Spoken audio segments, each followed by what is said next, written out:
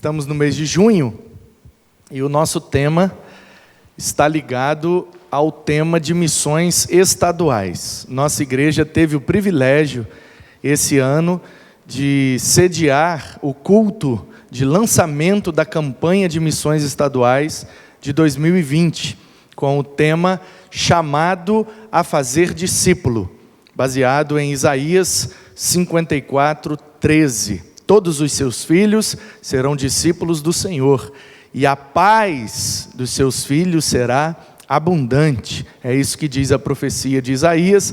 Nós já pregamos nesse texto na quinta-feira passada, está aí no nosso Facebook, no nosso canal do YouTube, e depois de abrirmos a nossa série de mensagens com esse tema na quinta-feira, a Junta de Missões Estaduais da Convenção Batista do Estado do Espírito Santo esteve aqui em nossa igreja e foi um grande privilégio para nós, uma grande honra para a nossa igreja servir a nossa denominação com toda a nossa estrutura, para que daqui fosse transmitido o culto de lançamento da campanha de missões estaduais. E foi uma bênção. O pastor Fábio Daniel, o nosso coordenador de missões estaduais aqui no Espírito Santo, nos conduziu numa programação muito boa. Obrigado, Abner.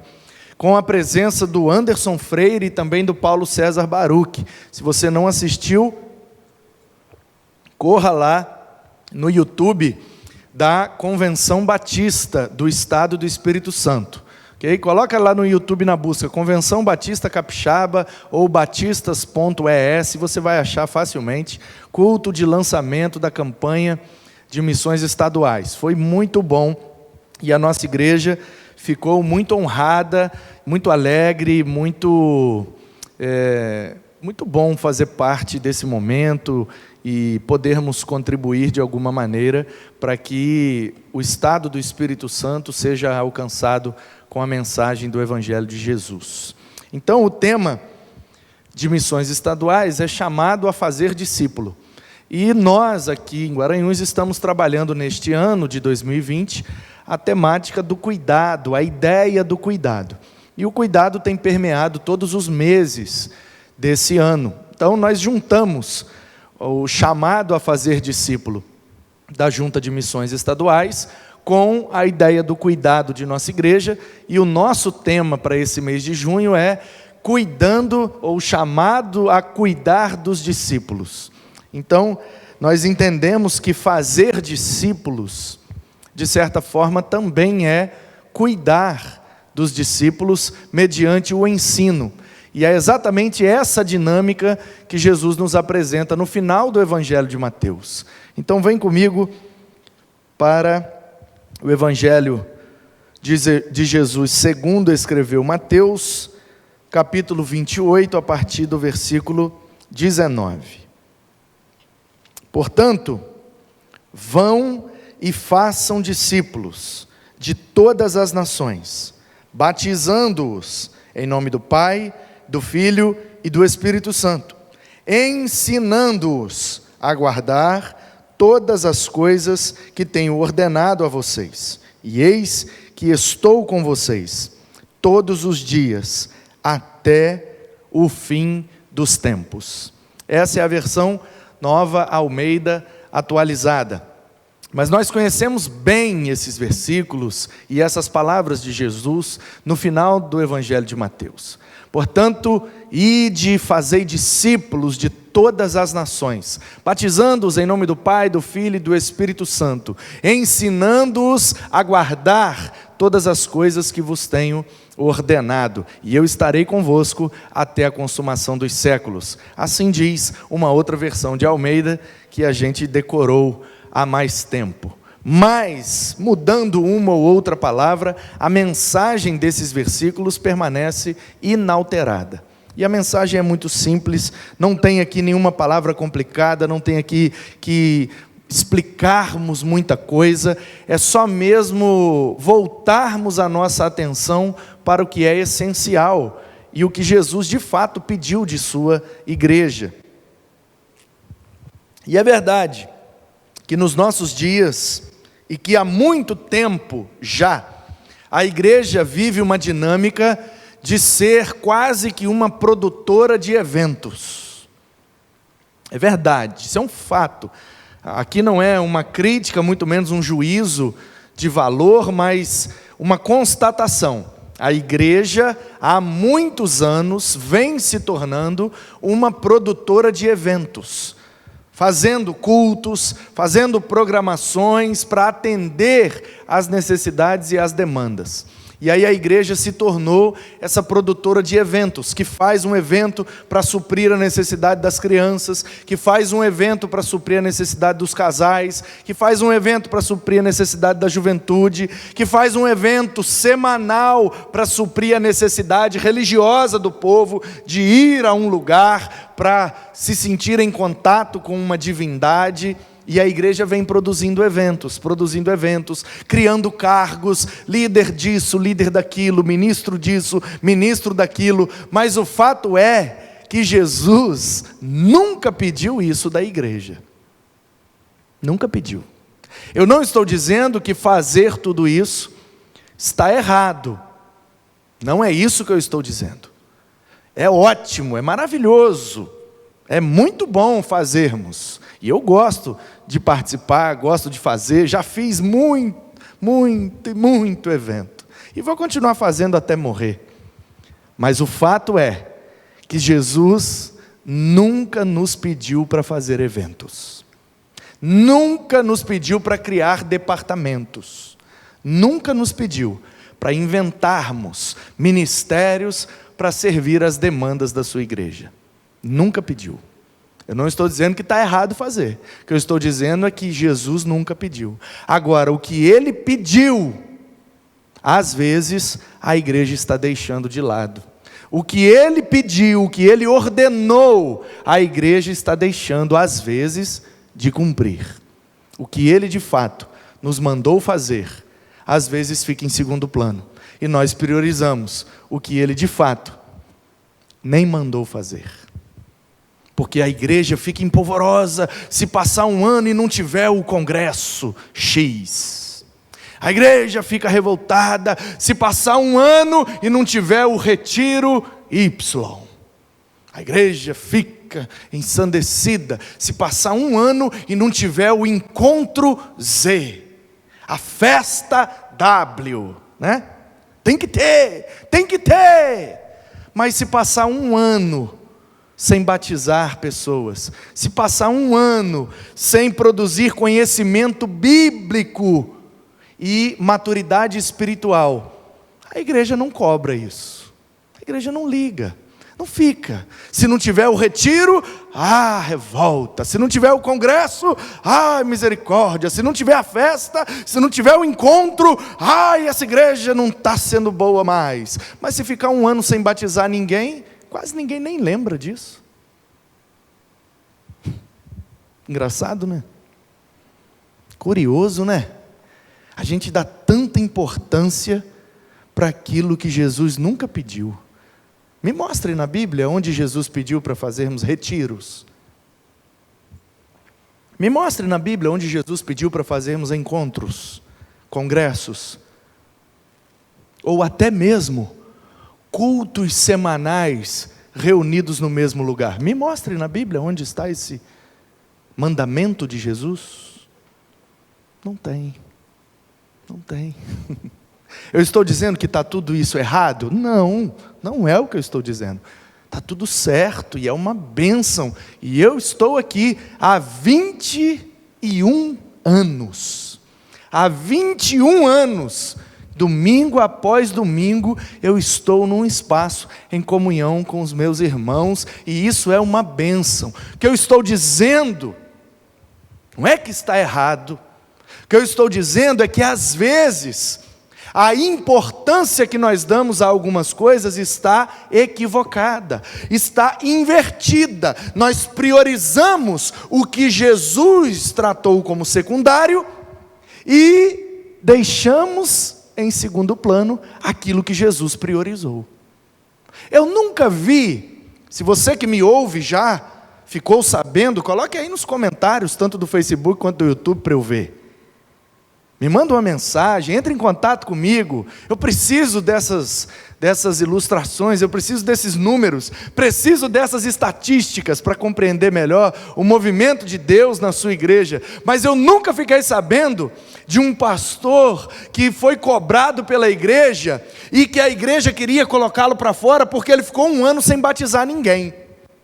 Vocês já ouviram falar disso?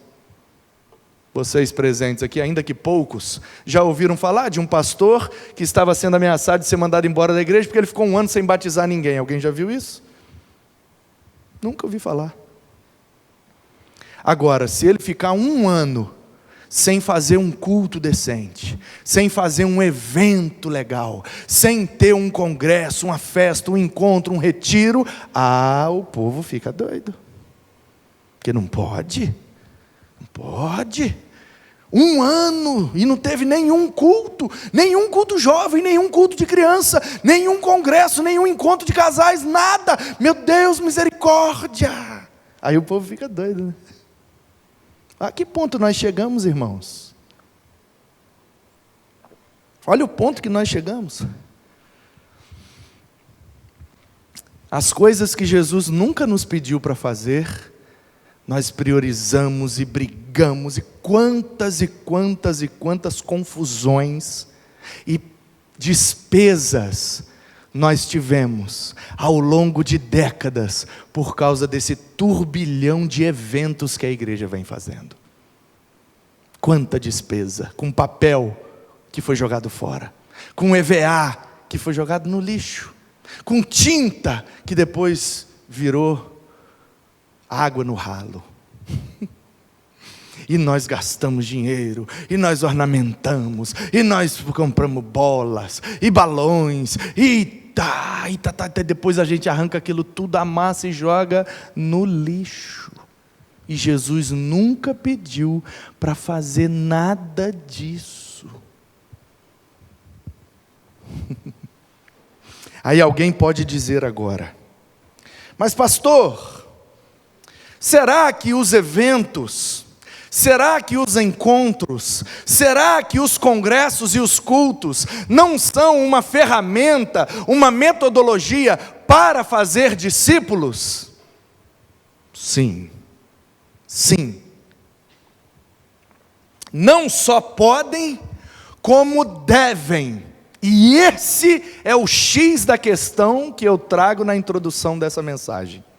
Se tudo que a igreja produz, em termos de eventos, encontros, reuniões e até mesmo cultos públicos, se não é com o objetivo bem claro de fazer discípulos, não serviu para muita coisa. Algumas coisas servem para comunhão, para amizade, para relacionamentos, perfeito. Mas para fazer discípulos, nem sempre. Então o que eu trago aqui é a importância da igreja voltar à sua consciência de que a sua agenda está definida pelo seu dono. Sabe quando um dono de uma empresa passa uma ordem de serviço para os seus funcionários? Nas indústrias aí, nas empresas maiores, OS, ordem de serviço. O funcionário chega na empresa e ele tem um líder, que tem outro líder, que tem outro líder, que tem como líder ou o dono da empresa, ou o presidente, dependendo da forma como essa empresa é organizada. Pode ser uma SA, pode ser uma limitada, pode ser, enfim. Mas independente, todos nós que já trabalhamos ou que trabalhamos como funcionários de alguém, a gente chega na empresa e temos alguém acima de nós como líder que vai nos dar qual é a ordem de serviço daquele dia. Amanhã, quando eu chegar aqui 7 horas da manhã para ajudar o Natan é meu líder. Eu sei que em termos espirituais eu sou o pastor dele, mas em termos patrimoniais ele é meu líder. Não é, Cristiano? Eu não entendo nada de obra. Ele está ali para liderar essa parte. Eu vou vir não como pastor da igreja, eu vou vir como um membro da igreja que quer cooperar com a obra do muro. E eu vou chegar aqui e eu não tenho que dizer para o Natan o que eu quero fazer. Como liderado eu vou chegar e vou falar: bom dia, Natan, tudo bem? Cadê o cafezinho docinho aí? Me dá um gole. Vou tomar um golinho do cafezinho docinho do Natan, vou virar para ele e vou falar: e aí, Natan? O que é que nós vamos fazer? Manda que eu obedeço. Aí ele vai falar: pastor, tem que pegar aquela areia lá. Eu vou pegar a areia. Se ele falar: tem que pegar aquela pedra lá. Eu vou pegar a pedra. Se ele falar: tem que pegar aquelas madeiras lá. Eu vou pegar. O que ele mandar, eu vou fazer. Então, nós temos, de forma muito clara e muito tranquila, a compreensão de que quando nós trabalhamos para alguém, a gente se submete ao desejo desse alguém, que é nosso líder, nosso chefe, nosso patrão, chame como quiser. E Jesus, sendo o dono da igreja, e Jesus sendo o mestre dos alunos, dos discípulos, Ele já nos deu uma OS. A nossa ordem de serviço está aqui, irmãos. Todo dia quando eu acordo, como discípulo de Cristo, tem uma OS estampada na minha testa. Aos de fora, evangelização. Aos de dentro, edificação. A agenda está pronta.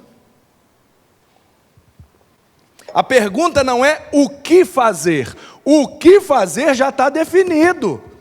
Discípulos, mais alunos de Jesus. O que fazer já está definido, gente. É discípulos. Cada vez mais maduros, cada vez mais profundos, cada vez mais amplos na compreensão e na prática dos princípios bíblicos. O que fazer já está definido. A pergunta é: como fazer? Então aí nesse como fazer podem entrar os eventos, mas só os eventos não cumprem o papel pleno de fazer discípulos. Porque para fazer discípulos nós precisamos de algo mais. E é exatamente esse algo mais que talvez está faltando para que a igreja se torne mais eficaz na tarefa, na missão de fazer discípulos e cuidar deles. Porque já está definido aqui. Note bem o que diz o texto. Portanto, que é aqui uma conjunção que dá a ideia de que está caminhando para uma conclusão. Blá, blá, blá, blá, blá, blá, blá, blá, blá, portanto, ou seja, o que eu quis dizer de fato é isto. Ou seja, se não tiver o que eu vou dizer depois do portanto, tudo que eu falei antes vai ser em vão. Então Jesus nasceu, Jesus viveu, Jesus ensinou, Jesus fez milagres, Jesus fez um monte de coisa. E no final do Evangelho entra esse portanto. Portanto, o problema é que a gente ficou até o portanto às vezes. E não passou dele, a gente precisa passar dele. Portanto, ou seja, tudo que você sabe de Bíblia, tudo que você sabe de igreja, tudo que você sabe de Jesus, tudo que você aprendeu, tudo que você desenvolveu da sua espiritualidade, portanto, vá e faça discípulos. Discípulos.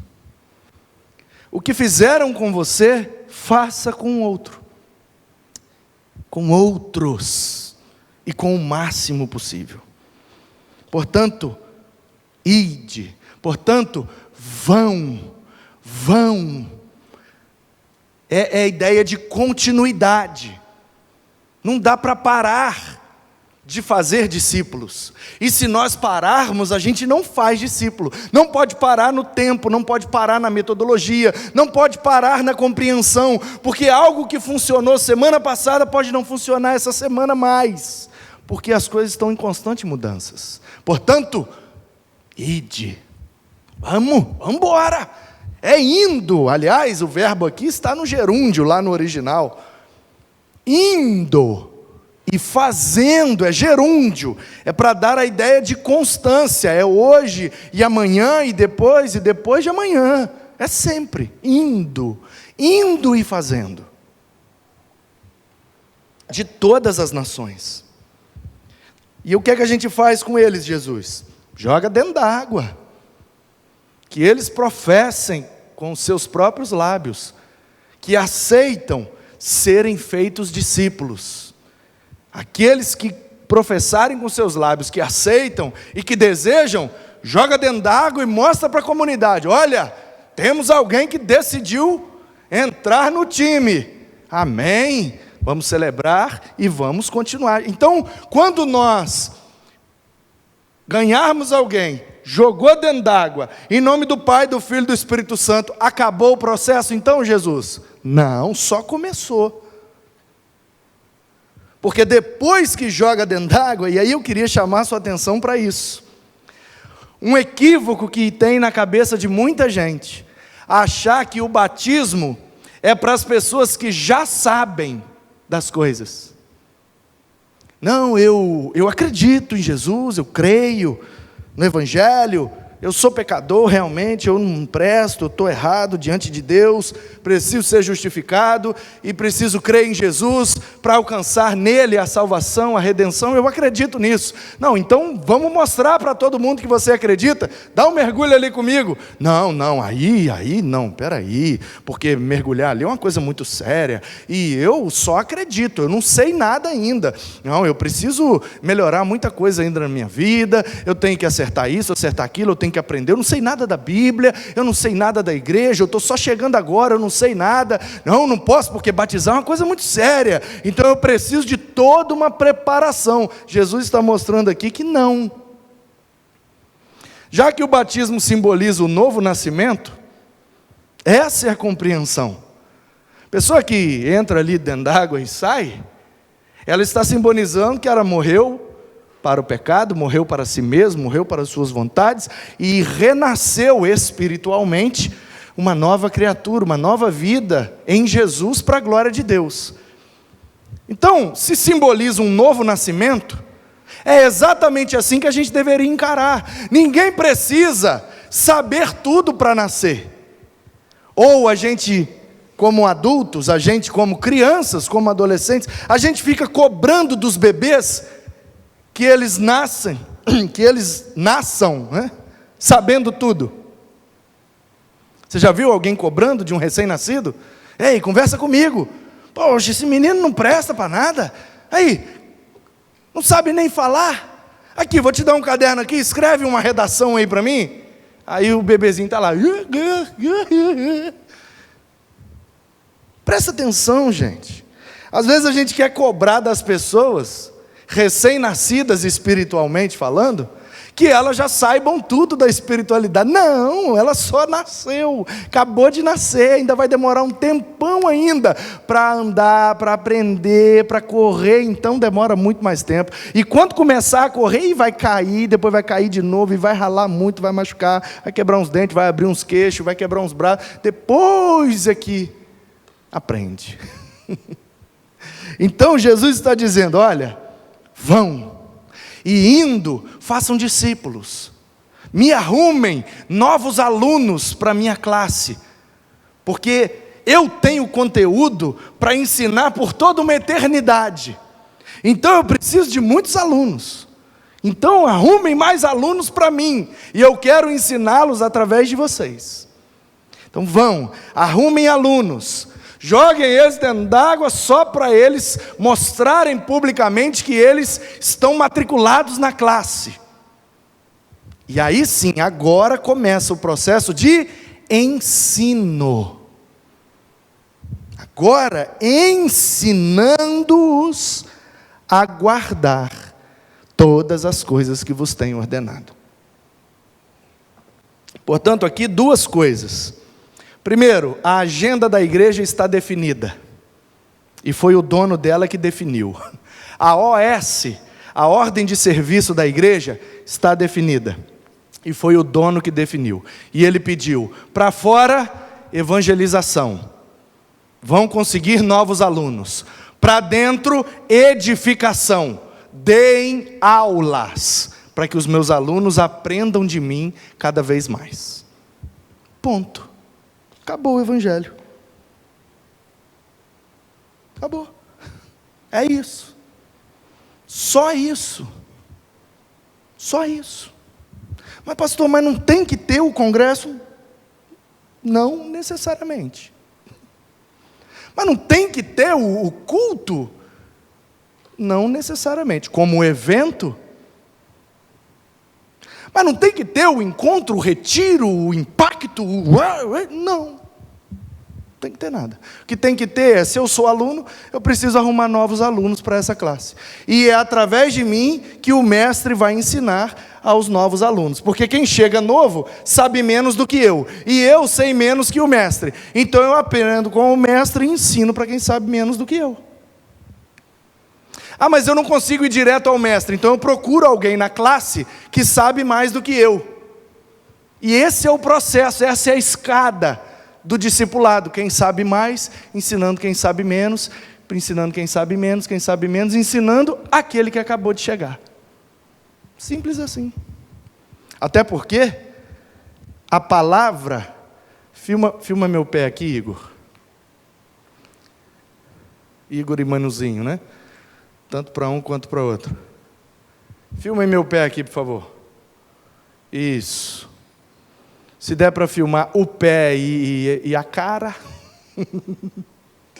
melhor. Mas preciso que pegue até o degrau de baixo. Boa, Isaac. Isso. Pode deixar assim, tá ótimo. Tá ótimo. Beleza, Manu? Pegando o meu rosto e pegando até o segundo degrau lá embaixo. Vem aqui, Abner, por favor.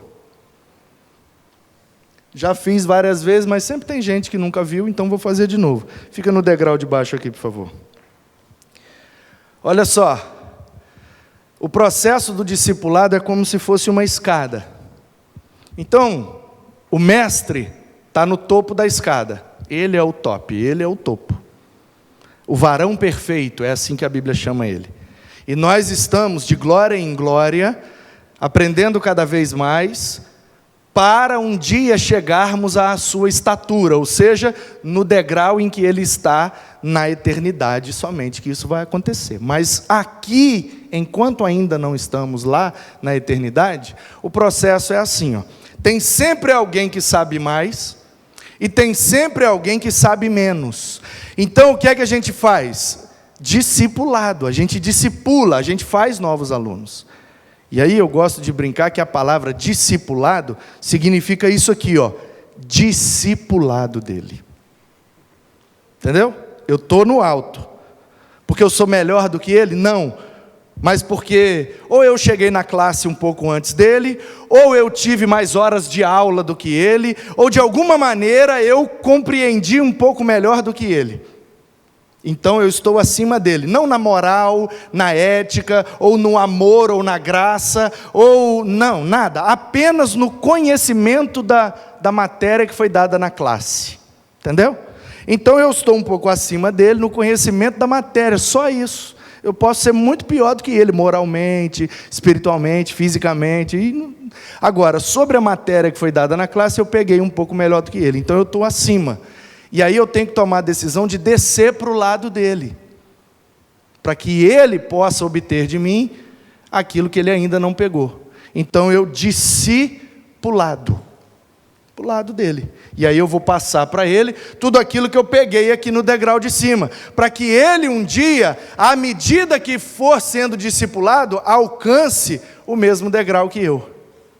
Só que é provável que quando ele alcance o mesmo degrau que eu já esteja também alcançando um outro degrau, porque tem alguém acima que tem alguém acima. Então, essa escada do discipulado vai cumprindo a OS do dono da igreja, onde um vai descendo para o lado do outro, para que todo mundo possa subir a escada junto, rumo à eternidade na presença do Mestre. Amém? Amém. Obrigado, Abner. Amém, irmãos? Então é isso. Para encerrar, vou falar só mais uma coisa, que é o terceiro ponto. Então o primeiro ponto é, a agenda está pronta. Para fora evangelização, para dentro edificação. A maneira de nós fazermos discípulos nos leva também a cuidar dos discípulos. Porque quando você faz uma coisa, você se sente responsável por aquela coisa. É por isso que muitas vezes a mãe da gente insiste com a gente em comer na hora que ela quer. Por quê? Porque ela fez a comida e ela sabe que se passar muito tempo não vai ficar com o melhor gosto. Então ela insiste, vem comer, vem que está pronto, vem que está quente e tal. Por quê? Porque ela fez, então ela se sente responsável. Se você cria algo, você se sente responsável por aquilo que você cria. Por isso Deus se tornou eternamente responsável por nós, porque Ele é o nosso Criador. Então, existe inerente ao fator de criação, o fator de cuidado. O que eu quero dizer é que, se você é o criador de algo, você é o maior interessado em que aquele algo seja bem cuidado. Se nós somos criadores de algo, se nós produzimos algo, a gente quer cuidar. Se uma mulher planta alguma coisa, planta lá uma flor, ela vai cuidar daquela flor, vai regar, vai podar, ela quer cuidar. Por quê? Porque aquilo ali é produção dela. Se eu estou produzindo algo, eu vou fazer aqui um negócio no meu carro e tal. Então, se eu fiz algo novo lá no meu carro, eu vou cuidar daquilo. Quando as pessoas entrarem no carro, falar, cuidado com tal coisa, porque eu fiz isso, isso e isso, senão vai quebrar, senão vai sujar, senão vai manchar. Quando nós participamos do processo de criação, é natural que a gente também se sinta responsável pelo cuidado daquilo. Então é por isso que os pais se sentem responsáveis pelos filhos, porque de alguma maneira eles participaram do processo de criação. É por isso que nós devemos nos sentir responsáveis pelo cuidado dos discípulos que fazemos. Jesus se sente responsável e cuida de nós, e nós deveríamos fazer o mesmo. E ele deixa aqui a receita. Na minha leitura, vão e façam discípulos. Ok, Jesus, já fizemos, e agora? Agora cuidem deles. E como é que a gente cuida? Ensinando-os. Ensinando. Na minha leitura, pode ser que eu esteja enganado, mas eu vou dar as minhas razões. Na minha leitura, na Bíblia, cuidar e ensinar são coisas que andam juntos. Pode reparar, toda vez que você vê na Bíblia a relação de um mestre com um discípulo, de um amigo com outro, de alguém que estava cuidando de outra pessoa, sempre tem na relação do cuidado um pouco de ensino, e sempre tem na relação do ensino um pouco de cuidado. Para mim as coisas é assim que se demonstram. E aí eu vou dar base bíblica, bíblica e inclusive exegética. E aí eu quero te chamar para Efésios 4:11. Se você quiser abrir para conferir, é um favor que você nos faz, sendo bereanos. E já avisar a você que assim que terminar esse culto, eu estarei ao vivo na live da hora nona, no Instagram da Igreja Batista Guaranhuns, com um convidado especial. Hoje estará a missionária Conceição. Ela é missionária de uma agência missionária chamada Portas Abertas. É uma agência missionária que trabalha com a igreja perseguida. Eles fazem missões, principalmente em lugares onde o cristianismo é proibido, onde o crente é perseguido, onde o cristão é muitas vezes morto só pelo fato de ser cristão. Então, Missões Portas Abertas é uma agência missionária muito respeitada, muito querida por todos nós, e tem feito um trabalho maravilhoso ao longo dos anos e por todo o planeta, em locais de extrema perseguição. Missões Portas Abertas é um trabalho para você seguir, acompanhar, orar, e hoje uma das missionárias dessa agência vai estar comigo nessa live da hora nona. Ela é de São Paulo e vai conversar comigo sobre o trabalho dessa junta, dessa agência missionária, muito importante, recomendo a todos assistirem. Vai ficar salvo lá no IGTV, da igreja, entra lá no nosso perfil no Instagram, IB Guaranhuns, vai no IGTV, essa live vai estar lá daqui a alguns minutos. Pois bem, eu dizia que na Bíblia a dinâmica do cuidado está intimamente ligada à dinâmica do ensino e vice-versa. Portanto, na minha leitura, quando Jesus manda fazer discípulos e ensiná-los, Ele também está mandando cuidar deles. Porque eu não consigo dissociar essas duas coisas. Para mim, o cuidado está ligado ao ensino e o ensino está ligado ao cuidado. Nós temos aqui uma pedagoga. A principal tarefa dela é ensinar os meninos, mas ela se torna também uma cuidadora deles, que a partir do momento que eles entram na escola, está sob a responsabilidade dela. O papel dela ali não é cuidadora de crianças, não é essa a função dela, ela não é uma babá, ela não é uma cuidadora, porém, no processo de ensino, ela acaba cuidando deles. Às vezes até sem querer, mas cuida. Não corre, desce daí, não faz isso, e não sei o quê. Não é? É. Então, queridos, na prática já ficou provado. É você que ama alguém, que se sente responsável pelo ensino, pela educação de alguém, você também se sente responsável pelo cuidado desse alguém. Isso é normal. É normal, mas é bíblico. Efésios capítulo 4, versículo 11.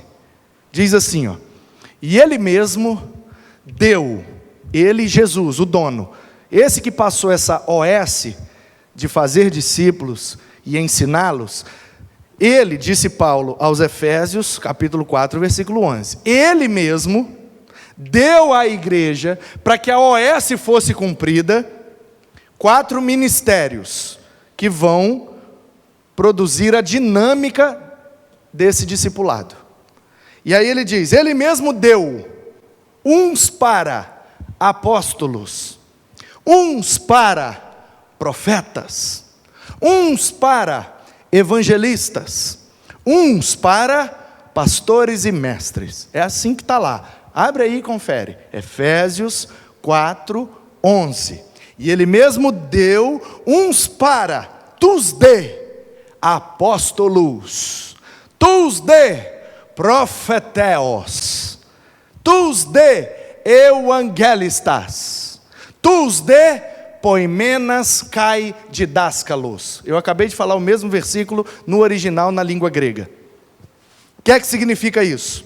Jesus deu à sua igreja a metodologia de cumprir a sua OS. Como é que faz Jesus? Primeiro o apóstolo, que no grego significa enviado. Aquilo que é enviado de um lugar para o outro é apóstolos. Então, aliás, é envio mesmo. Por isso que quando a gente envia uma coisa, a gente fala que postou uma coisa, a gente fez uma postagem. Por isso, no mundo antigo, eles faziam as divulgações das mensagens, das notícias que queriam enviar, colavam nos postes. Por que era poste? Porque poste no grego é envio. Então o apóstolos é aquilo que é enviado. Por isso que Jesus chamou os caras de apóstolos, porque eu vou enviar vocês a todas as nações para fazer discípulos. Então primeiro alguém é enviado para um lugar onde não existe nada, nenhum discípulo. E aí ele começa ali o trabalho. Ele vai abrindo o mato, vai aplainando, vai preparando o terreno. Ele é enviado para preparar o terreno. E aí, olha gente, eu estou aqui em nome de Deus, hein? E estou abrindo essa clareira aqui nesse mato, para todo mundo me ver melhor, e eu quero que vocês prestem atenção, porque Deus tem um negócio para vocês. Eu fui enviado para cá, para chamar a atenção de vocês, de que Deus tem uma mensagem para vocês. O apóstolo é o enviado que dá esse primeiro impacto. E aí vem o segundo ministério, que é o do profeta. Profeteos, profonoteos, que fala antes em favor de Deus. Antes, em favor de. Fono, falar. Teos, Deus. Profonoteos é o quê? Falar antes em favor de Deus. Aquele que fala em nome de Deus. Então vem o profeta, assim diz o Senhor: arrependei-vos, arrependei-vos, está tudo errado, vocês são pecadores, seus miseráveis, vocês não valem nada, raça de víboras, blá, blá, blá, blá, blá. Assim diz o Senhor. Profeta não passa a mão na cabeça de ninguém não, é só paulada mesmo. E aí fica todo mundo atordoado com as pancadas. Meu Deus, e agora? Aí vem o evangelista, que é o que traz a boa notícia. Evangelion é o serviço do Império Romano que entrega as boas notícias, geralmente ligadas à guerra, porque as más notícias ele não entregava. O cara não voltou da guerra, não tem notícia. Então, Evangelion é o correio, é o serviço de entrega de notícias. O evangelista é o carteiro, é o cara que leva a notícia. Então o apóstolo foi enviado, preparou o terreno. O profeta chegou e assim diz o Senhor, bateu em todo mundo. O povo está atordoado, vem um evangelista. Não, mas eu tenho uma boa notícia para você. Você não vai morrer, pode vir para cá. Vem para cá, há uma esperança. Tem uma segunda chance, tem solução. Qual é o seu problema? Não, vem você também. Tem lugar para você, pode vir. É mentira? Vem. É roubo? Vem. O que é? Qual é o seu pecado que o profeta denunciou? Não importa qual seja, vem, tem lugar para todo mundo. Aí o evangelista é o cara que joga a rede e puxa para dentro. E joga para dentro. Aí vem o último no processo, que é o pastor e mestre. Poimenas, cai didáscalos. Aquele que cuida e ensina. Mas não são 2 ministérios, pastor? São não. Quem te falou que são 2? Não, porque eu achei que a igreja tinha pastores, que são os caras que são mais dados ao cuidado, sabe? Aqueles pastores que tomam um cafezinho, que vai na casa da gente, que come uma broa, que almoça, come um frango assado, e e visita a gente, e abraça a gente, e está junto com a gente. Esse aí é um pastor, o pastor que cuida. Mas tem aquele outro que ensina, né? Que ensina bem, que dá uma aula, que dá um estudo, né? Fulano é bom para pregar, Beltrano é bom para dar estudo, né? Assim que a gente fala. A gente dissociou 2 coisas que Jesus disse que estavam juntas. Olha o versículo. Vou falar em português, não precisa nem ir para o grego. No grego a denúncia é maior, mas vamos no português. Uns para apóstolos, uns para profetas, uns para evangelistas, uns para pastores e mestres. Se fossem 2 coisas, seria uns para pastores, uns para mestres.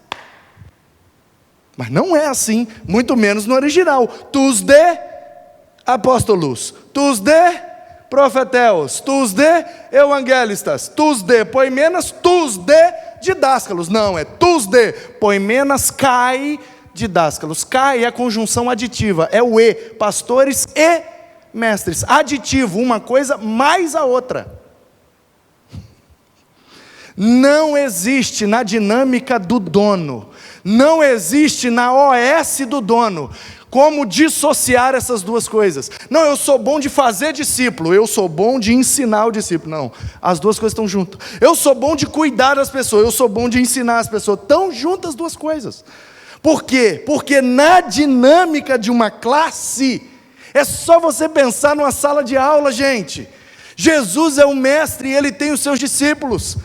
A palavra discípulo significa aluno. Então é só você pensar numa sala de aula. Lembra aí dos tempos da escola, da faculdade, de um curso que você fez. Você está lá na sala de aula. Do seu lado tinha aquele menino ou aquela menina que não fazia trabalho, que não estudava para a prova, que estava sempre pendurado de recuperação, pedindo para botar o nome dele nos trabalhos em grupo, para ter uma nota, pedindo cola na hora da prova, desesperado.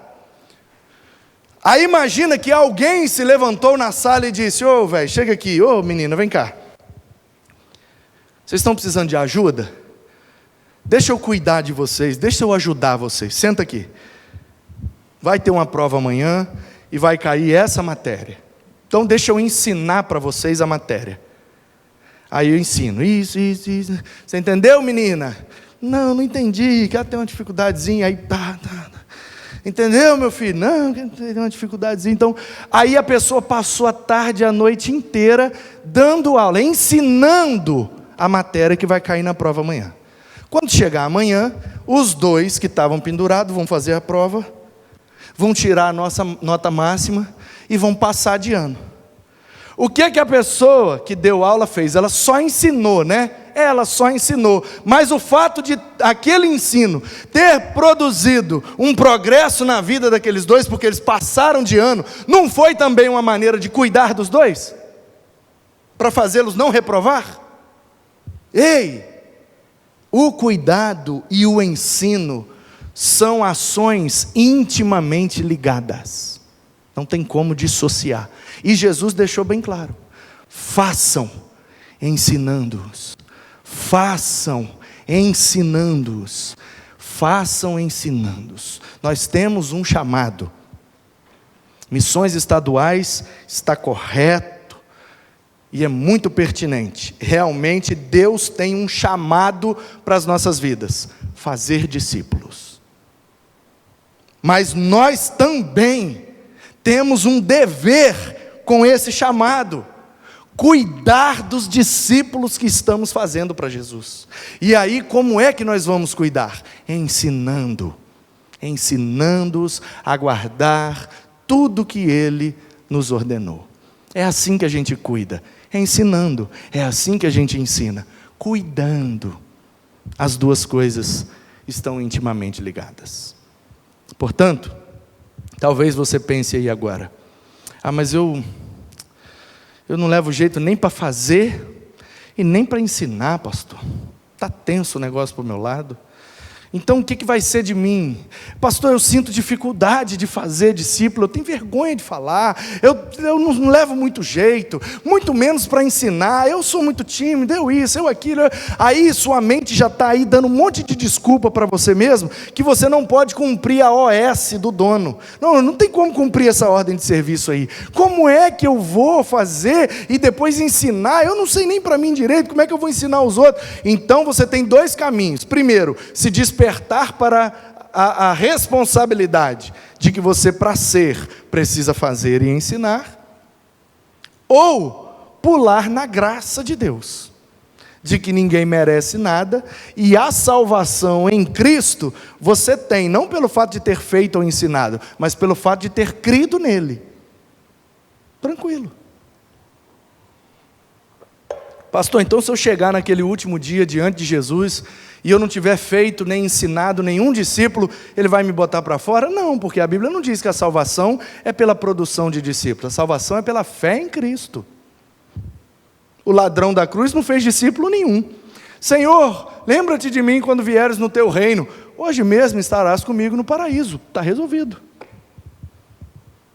A questão é o quão produtivo você deseja ser enquanto não chega o grande dia.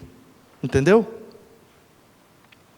Eu estou salvo pela fé em Cristo Jesus, mas eu não sei que dia que eu vou morrer.